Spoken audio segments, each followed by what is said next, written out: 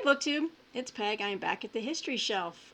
It is Friday, and April 24th, and it's a special day for many reasons, but one big reason is Martine's birthday. Yay! Now, while that is not the focus of this video, I thought I would show you real quick her birthday gift from me. It's very lovely. From her sugar mama. Just kidding. She had asked for some of the new reprinted versions of the Miss Marple mysteries by Agatha Christie. And we're both big Agatha Christie fans, but Martine especially loves Miss Marple, loves watching all of the different adaptations on TV. Just, she's seen them numerous times and she loves them, and she wanted to own the books. So she noticed that they're been republished by Harper or William and Morrow. There's some different versions here. I think they're all imprints of one another. Anyway, she asked for about maybe 6 of them. Well, I got her all 13. Look at those. They're awesome. She's very excited by these. The first book, and we're both going to read these, but she gets first dibs. The first book in the Miss Marple series is, of course, The Murder at the Vicarage. I'm not going to show all of these books, but what's neat is on the back there, you can see the books in order. And she's got all of them, including the collection of the short stories. So, and these are very handsome copies, brand new. So, happy birthday, Martine. Thank you, baby. Yes, you're welcome. Can I just say one thing? Oh, yes, she wants to say. Joan Hickson rules. Joan Hickson rules. I think that is her Miss Marple of choice. Yes. Fabulous. So we're looking forward, she's looking forward to digging in, and I'm going to follow right behind her. The purpose of this video is, I had an idea last night. I was looking for a big box of original Louis L'Amour westerns that I grew up with. They were issued out in the 1980s. That I got as a young, what do you call it, preteen, then a, teenager. Tween, something like that, but that was back in the 80s. I'm dating myself, but hey. And because I wanted to show them on this channel, and because I've been seeing a lot of the other booktubers out there talk about Louis L'Amour recently, and I've just been so tickled pink to know that so many people really enjoy him and do consider him to be one of, like, a really good writer, which he was. I grew up reading Louis L'Amour books. I've seen David Murphy talking about all the recent Louis L'Amour books he's picked up, and I know Steve Donahue has mentioned Louis L'Amour. I've seen just several other folks, I think from the Dusty Bookshelf, Amy at the Dusty Bookshelf, she's been reading a couple different Louis L'Amours, and I've just been feeling that desire to, revisit my youth and pull out, like, the originals. Like, they are going to be yellowed and all of this great stuff. So, they're either in one of 3 locations. So I tackled the first location last night.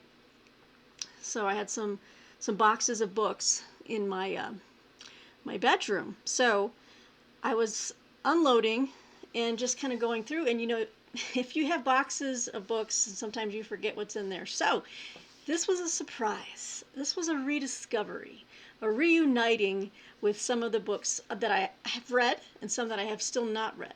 So a little mix of each. I didn't bring all of them over here with me, but I wanted to show you some of them that I pulled out that I wanted to re-shelve, reintroduce, and then I had taken some off of my shelves to put into boxes, like, okay, I'm done with that one, I think. And so, anyway, where should I begin? Let's see. So I discovered this book in my book box. And I bought this book. Well, I didn't buy it. I was very young, and so my mom actually bought it, but it was from, like, the History Book Club. So it was probably late 80s. But this is a classic, and it should be on my shelves and not in a box. And this is The Black Death by Philip Ziegler.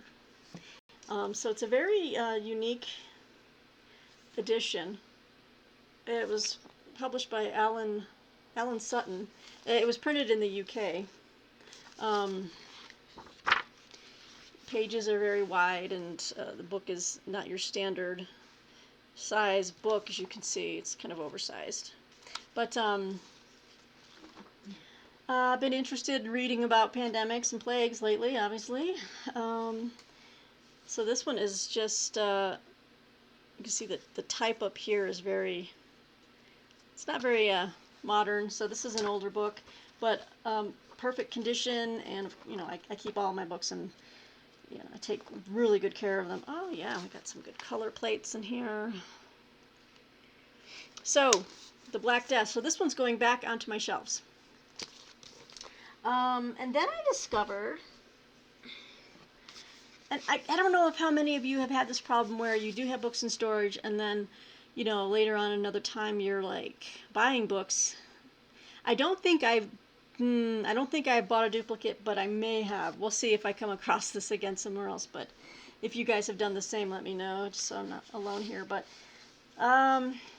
many of you are familiar with this writer. He talks about books, people who buy books, bibliophiles, and all that. This is Nicholas Bazin.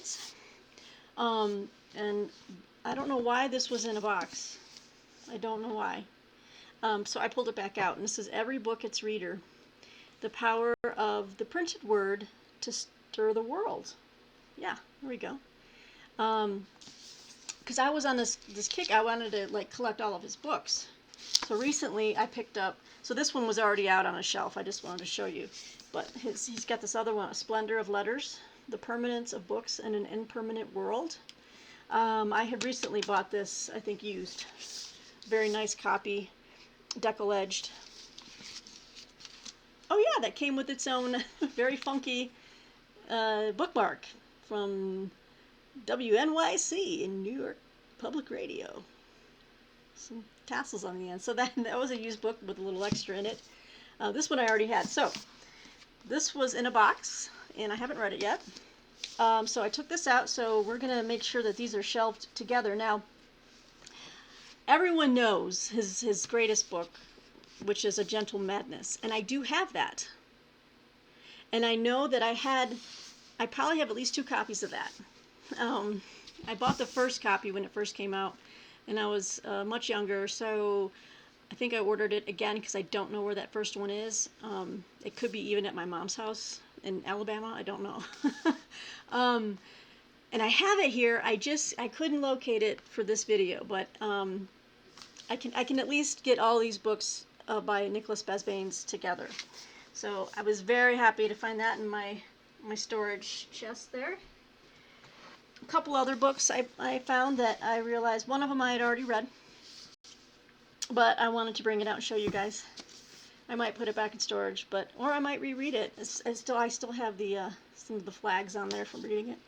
And this is Pascal's Wager, The Man Who Played Dice with God, by James A. Connor. It's a slim little version. This came out in, first edition. It's not giving me, 2006. 2006. This was a neat little introduction to Pascal and Pensées, but I actually have the Folio Society edition of Pensées upstairs, and I had started reading Pensées in a Penguin edition paperback. But then when I saw that they were coming out with a folio book, I was like, I have to have that one. So that one's upstairs, along with the other folio books. But Pascal's Wager, this was a pretty decent, again, very small volume, about a little over 200 pages. Oh, let's see what kind of things. There's some heavy-duty diagrams in here, but had some stuff flagged. This might be a fun reread, actually. So I saw that, and I'm like, oh, yes! I remember this book. And then this book, I'm pretty sure I read this a while ago, and it might be due for a reread. However, I do have a newer biography on this gentleman from the French Revolution on my shelf behind me, and that is Robespierre. But this one is Fatal Purity, Robespierre and the French Revolution by Ruth Skur. So I can tell by the look of it that I probably have read this. I mean, I take good care of it, but sometimes you can just tell by the coloring of the pages, because a lot of the times, you know, when you're holding it like a hardcover, or especially a paperback, the oils from your fingers will kind of leave a little bit of a trace. It's very, very subtle. It's not something you really notice unless you're, you know, a bibliophile and you notice these things. I can order a book that someone says is new, like third party, and it arrives. And I can take one look at just this part of the book. And I'm like, no, it isn't. They read it. They read it. And I usually ask for my money back, send the book back, because if I want a new copy, I want a new copy. So, another biography on Robespierre. I have another one on this. I think it's on that shelf. Either way, I have it. Okay, so moving along, and then I found a couple of. One of them was a book that I forgot that I had, but is answering a recent interest that I wanted to study. Based off of a military history article I read on the Hitler's SS, and I'm following a gentleman on Twitter who is hoping to. He's currently, I think, studying or researching to write a book on the SS, but he had written that historical article. Anyway, but I didn't realize I already had a book that I had. Looks like I bought new or used. I think it was brand new though, on the SS, and that is Army of Evil: A History of the SS by Adrian Wheel. So I saw that, and I was like, well, that just kind of answers that research need right now. Of course, when my friend on Twitter, you know, publishes his book, eventually, I will definitely pick it up. But in the meantime, I have a little, you know, a book at hand, as it were. It's brand new. So, and speaking of like evil and I guess death, this one's very bizarre. I don't know when I got this. This looks like I bought this used. This is from a Catholic press publishing house called Ignatius. I'm sure many of you have heard of Ignatius. And this is, Architects of the Culture of Death by Donald DeMarco and Benjamin Weicker. Now Weicker that name sounds very, very familiar. I think I might have had something else by him. It's in Star Trek. Okay. Martina's informed me that he's in Star Trek. Right. Well, I don't think it's the same Benjamin Weicker. So this is an interesting collection of, it's written by these two men, but they've got chapters about, they break it down into like people they consider have fostered a culture of death in civilization, and they break them down into chapters of like the will worshippers, which are Nietzsche, Ayn Rand, Schopenhauer, the eugenic evolutionists, Charles Darwin, Francis Galton, Ernest Haeckel, the secular utopianists, Karl Marx, Auguste Comte, Judith Jarvis Thompson, don't know who that is, the atheistic existentialists, Jean-Paul Sartre, Simone de Beauvoir, and Elizabeth Badinter, and then the pleasure seekers, the sex planners, and the death peddlers. Fascinating. I think I pulled this back out because it's like, okay, I want to actually read. I'd like to read these essays on like Ayn Rand. I'd like to read the Karl Marx section, along with Charles Darwin. I'll probably read the whole thing because it looks interesting. Now we'll see what kind of conclusions I come away with from this, but I've got a section on Alfred Kinsey, Margaret Mead, and Margaret Sanger as well. So as you can see, I got the used mark on there, but I was like, I pulled that out the box. I'm like, whoa. Didn't remember that I had this. All right. Well, so those are some of the, I don't know, what do we call this? Rediscovered treasures from the storage, from book storage. Book storage adventures. I don't know. But then there was one big find because I wasn't sure what box it was in what room.